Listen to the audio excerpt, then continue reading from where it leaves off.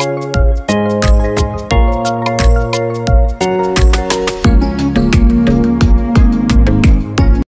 চ্যানেলটি সাবস্ক্রাইব করুন এবং নোটিফিকেশন বেল অন করুন। হ্যালো ফ্রেন্ডস, এটা হলো T12 সোল্ডারিং আয়রন বিট। এটা যারা মোবাইল রিপেয়ার করে তারা এটার সঙ্গে পরিচিত। এটা পুরো সেট সমেত প্রায় 2.5 থেকে 3,000 টাকা পড়তে পারে। কিন্তু আমি এই T12 সোল্ডারিং আয়রন বিট দিয়ে আমি সাধারণ আয়রনে ঢুকিয়ে 12 ভোল্টের একটি সোল্ডারিং আয়রন বানিয়েছি, যেটা আপনাদের খুবই কাজে আসবে।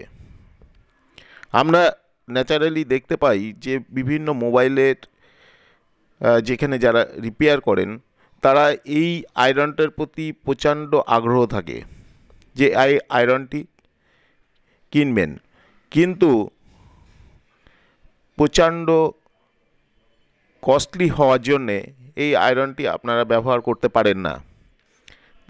আমি তাদের জন্যেই এই আয়রনটি তৈরি করা দেখিয়েছি যে কিভাবে T12 একটি আয়রন বিট দিয়ে সাধারণ আয়রন একটি 12 ভোল্টের প্লেন 12 ভোল্টের একটি এলিমিটার দিয়ে কি করে চালানো যায়। এটি 2 অ্যাম্পিয়ার 12 ভোল্টের একটি এলিমিটার। এই পাওয়ার সাপ্লাই দিয়ে আপনি এই আয়রনটি তৈরি করতে পারবেন খুব সুন্দরভাবে, সহজেই। তাই আমি দেখিয়েছি যে কিভাবে, এবং পরবর্তীকালে আমি এর যে কন্ট্রোলারটা মানে T12-এর যে কন্ট্রোলার আপনারা দেখতে পাবেন যে বিভিন্ন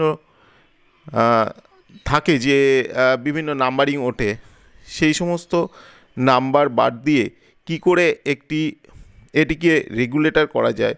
যখন যেরকম হিটের প্রয়োজন তখন আপনারা সেই রকম হিট কন্ট্রোল করে নিতে পারবেন, এবং অটোমেটিকলি এটি স্ট্যান্ডে রাখলেই অটোমেটিক বন্ধ হয়ে যাবে। সেই ধরনের একটি স্টেশন পাওয়ার সাপ্লাই আমি তৈরি করা দেখাবো। এখন আপনারা দেখুন যে আমি শুধু সোল্ডারিং আয়রনকে কিভাবে আমি তৈরি করছি T12 একটি আয়রন বিট দিয়ে। আমি এটিকে পুরোপুরি সেট করে দিলাম। এটি যে সামনে যে বিটটি, সেই বিটটি আমি যেটা পুরনো ছিল সেটা খারাপ হয়ে গেছিলো।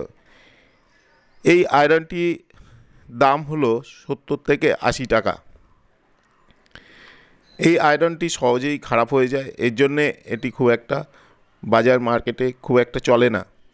যারা রিপেয়ার করেন তারাই বুঝতে পারবেন। দীর্ঘ সময় দিলে, ভোল্টেজ এর মধ্যে দিলেই এই আয়রনটি খারাপ হয়ে যায়।